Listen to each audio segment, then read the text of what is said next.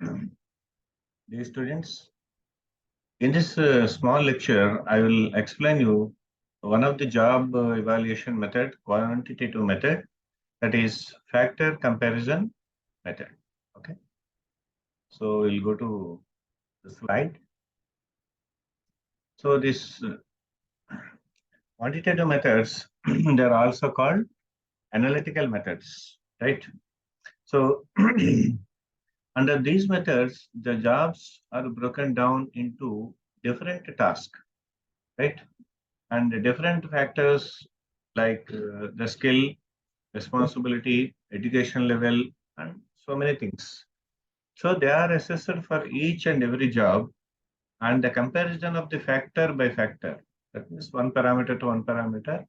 Sometimes allocating points or monetary sums for each and every factor. So this is made for meaningful interpretation. So it depends on the risk, right? So it depends on the risk. 10,000 elements, right? High risk, 25,000 elements, like this. Okay. So a monetary attachment to each and every factor or each and every comparison that will enable you to make a scientific valuation for a particular job. Okay. So the two types of analytical methods are there. First one is the factor comparison method, and second one is quantitative method. So in this lecture, I will explain you factor comparison method. Now you can see this. Every job requires certain capabilities on the part of the person who does the job, right? So I told you earlier, for each and every job, we are having some minimum requirements in earlier classification, right? So these capabilities are considered as the critical factors, right? So most important factors which can be grouped like this. So the first one, mental requirements. That means your brain activity, education, alertness, judgment, initiative, creativity, ingenuity, versatility. So many factors that are related to your brain activity, mental requirements. So it depends on the qualification, your expertise, your judgment levels, right? So second point, skill requirements. So usage of your equipment and materials, dexterity, precision. So this is second requirement. Third requirement is the physical strength, endurance. In general, the physical requirements, and they will come to the class 3 onwards, class 3 and class 4, right? So these requirements will be varied from one job to another job, right? And the responsibility for the safety of the others, for equipment, materials, processes, cost of the error, and extent of the supervision exercised. So this is the responsibility taken on part of your job and working conditions, work pressure, accident hazard, environment, and its safety, and the risk involved. All these are different factors we are considering. Now, for each and every factor, we will attach some monetary link. Okay. So, how the method will work? So, this is having 6 well-defined steps. First of all, identify the key jobs, right? So, there are some jobs where you doesn't have any factor comparison method like a long scientific exercise, right? Suppose you are having the security guards, IAS, boys, and the class 4 employees, which we compared in the classification method. There are some jobs where you doesn't have any high amount of education or skill or something, right? So for those jobs, this much of exercise is not at all needed. So leave the unimportant jobs which you consider that even a zero skilled person can work in that particular job. So you categorize that items into a separate list, and you identify only key jobs. Those require evaluation procedure. Not a point. right? And rank the key job factor by factor, right? So the mental requirements will be taken, right? You rank the jobs. Skill requirements, rank the jobs, right? And see, for example, suppose the mental requirements, right? So I am having J1, J2, J3, J4, J5. Five jobs are there. For J1, J2, I will give some ranking about the mental requirements 1, 2, 3, 4, and 5.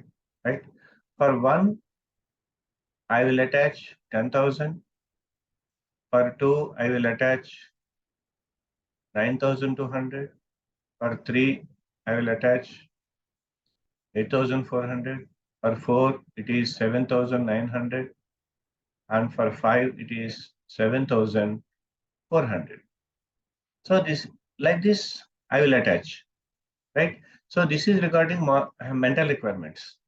And suppose the physical requirements, again J1, J2, J3, J4, J5, they will be ranked, right? So this may be 1, 2, 3, 4, and 5. So I will attach some monetary item for each and every rank, right? So this is called apportion the salary among each factor and rank the key jobs, right? So finally, what I will do for J1, 8,400, or let it be some 300 rupees. For first, it will be 800 rupees. Next, second, okay, I will attach 500 rupees at least.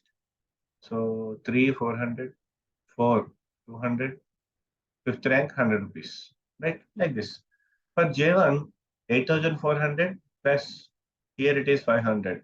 So based on my requirement, 8,400 plus 500, J1 job will be offered 8,900 rupees. This is evaluation. Okay. So compare factor ranking of the each jobs with its monetary ranking, which I did. Develop a monetary comparison scale, right? Like this. Okay. Evaluate a non-key jobs based on the monetary comparison scale. Non-key jobs means where you doesn't have any exercise. Okay. So in this way, we can compare the jobs based on the different factors, and adding all of this, I will get a salary amount based on all the requirements and factors, right? And you can see the principal of the college will be paid higher salary than the lecturer, right? Why there are so many factors? Higher responsibility, right? Whatever happened, first of all, principal will be asked to give the explanation, right? Okay. Why the president of India will be given highest responsible, highest salary? Because he is the first person, right? Like this, who is having higher responsibility, right? And who is responsible for all the deeds, he will be given highest payment, right? And considering other factors, the weightage in terms of the money given to the each and every factor, and total weight and monetary value is taken. And this provides the basis for arranging the jobs in relation to their relative worth, right? And the evaluation. Evaluation means what are the different pros and cons and what are the advantages. It provides a better basis for assessing the relative worth of each job when compared to non-analytical methods. So it is a good one, a standardized one. And the list of factors is not a standard one. What I listed, mental requirements, physical requirements, or hazards, working condition, all these are not at all an exhaustive one. Depends on your specific needs of the organization or the company or profile of the company or the work profile. You can add so many factors. This is up to your industry. And the non-key jobs are evaluated on the basis of monetary comparison scale, and it is difficult to comprehend. So it may be difficult to explain to the employees. right? Suppose the person is security guard. On what basis you fixed my salary is 4,000 only, right? Suppose he will ask, right? It is very difficult to explain. That's why we are taking a gross amount. Okay. So this is the way how you need to go for evaluation of your factor comparison method and periodic adjustment of the salary rates. There are some difficulties. This is one of the difficulty. So periodic adjustments may lead to the development of inequalities or equities in the organization salary structure. And inequities in the salary rates of the key jobs will further affect the non-key jobs in terms of the evaluated worth. So there will be some difficulty. A senior technician may get a salary of 55,000 and a junior engineer, according to the job profile, he will be higher than the supervisor or the technician. So a junior engineer may get only 45,000, right? So there will be some inequities. So the list of requirements is very critical. The requirements means the skills required. And any lapse in identifying any of the factors or its weightage appropriately, if you don't do it, it may affect very badly the validity of the entire exercise, right? Suppose I forgot to introduce the risk involved in the job. Suppose it is the manufacturing industry or it might be in a mining area where you are having some toxic gases will be there or oxygen levels will be very less, right? And there may be complete risk of life also, right? Suddenly something might happen. Suddenly there will be collapse of the mine. So 100% risk involved in it.